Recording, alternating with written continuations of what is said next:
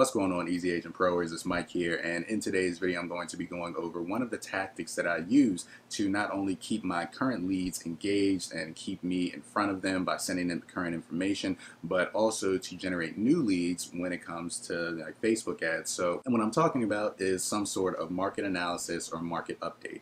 I do these once a month, and I send them out to my entire database, as well as I run a Facebook ad to them for about a week or so. And these reports are always localized to my specific area. I don't really care about what's going on outside of my specific area, and if people in my database are interested in that, I can give it to them. However, I really only care about the people that are going to be using me as their real estate agent, and the only people that are going to be using me are people that live in my specific area. So this information comes down to current trends in the market based off of who's buying, who's selling, what houses and townhouses, condos are selling for, what are the median home values and the price per square foot, how many homes are selling, the amount of inventory that is left inside of the market at the current time period. And I give my opinion based off of these facts to both the buyers and sellers inside of my database to kind of help them out, because not a lot of people pay attention to the market as much as we do. They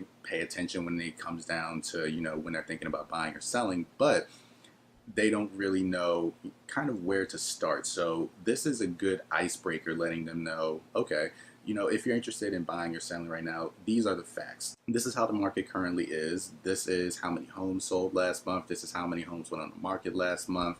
And, this is the current average price per square footage based off of, our certain area and a certain amount of upgrades that we have in it. And this type of information. It's all good information to give people. Sellers are going to use that to sort of determine if it's a good time for them to sell. Buyers are going to use that to determine if it's a good time for them to buy, or they should wait and continue to save their money.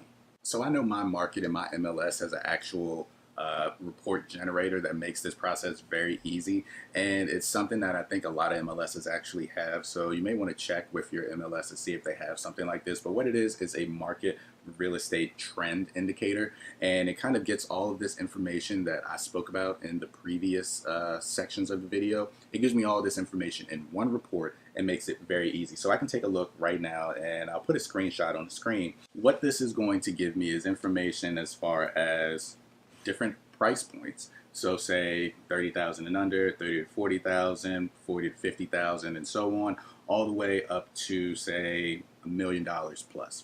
And it's going to break them also down by, less than 2 bedrooms, less than three bedrooms, 4 bedrooms plus. And then it's going to break it down by properties that are active on the market right now, how many were pending sales, how many expired, and how many got taken off of the market.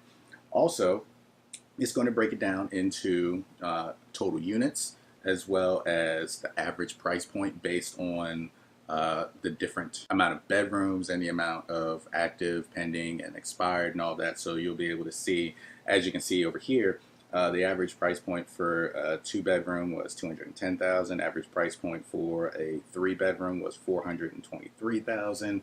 Average price point for a 4-bedroom was $515,000. And the average price for everything that's active on the market is almost 1.3 million. However, there are a lot of outliers in there, so that's not really accurate. I don't really put that into my report, but it's something that you can see based off of the information that's given to us from my MLS. And you can also take a look at the days on market. So taking a look over here, you can see that 717 houses sold in less than 30 days, 203 houses sold in less than 60 days, 91 homes sold in less than 90 days, and so on and so forth. So it's something that you can use to your advantage to say, hey, if you're a buyer right now, you're going to have to be extremely aggressive, because taking a look at these numbers, most properties, as soon as they're coming onto the market, they're gone like that.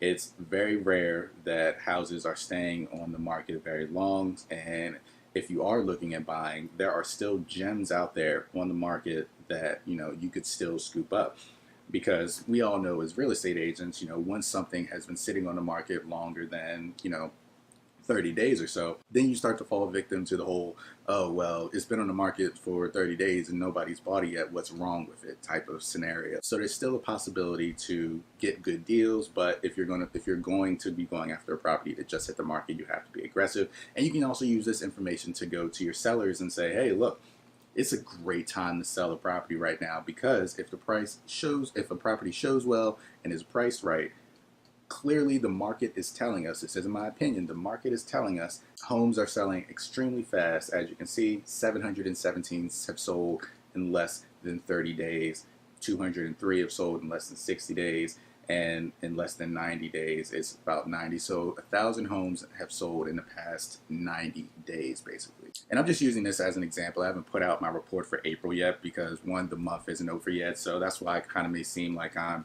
kind of reading off of this, because this is the first time I'm seeing these numbers for the month of April. However, I do this every single month with the exact same numbers, and I take a look at what's selling, how fast it's selling, what are the average prices, and I'm able to use this going on my listing appointments as well as my buyer consultations to let them know what I think people should be doing, and as well as using this for awareness in the actual market. So what I do for these is different than my average Facebook ads. My average Facebook ads I'm using for lead generation. I do not use a market analysis and a market report for lead generation. I use this more for branding and for future business. So what I'll do is I'll put out a video with this information on my actual Facebook page. It's not an ad, but an actual post, and then I will boost this post, because boosting your post is boosting it more for engagement as opposed to actual lead generation. So I'm looking to get people aware about my services, aware about the market,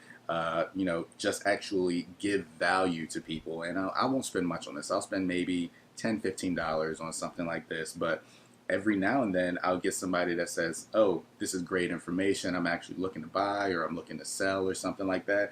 And it can turn into an actual lead, and over time it's going to snowball, and that's actually going to happen. It's happened to me a few times now. So using a market analysis and a market report is something that I definitely recommend every real estate agent be doing out there, and not that many agents are actually doing it. Most agents will just print off a report like this and they'll send it off to their database, or they'll post something about it on their website that people would have to go to get, and make it hard for them to actually get that information. So I highly recommend all agents make these sort of market reports and use them to your advantage. Now, if you have any questions about doing this or anything in regards to it, you can leave them down in the comment section. We'll be down there answering all questions. If you're new, be sure to subscribe so you're not missing out on any new videos. If you enjoyed the content that we put out today, be sure to like the video. It lets us know you enjoyed this type of content. And my name is Mike. I'll see you in the next one.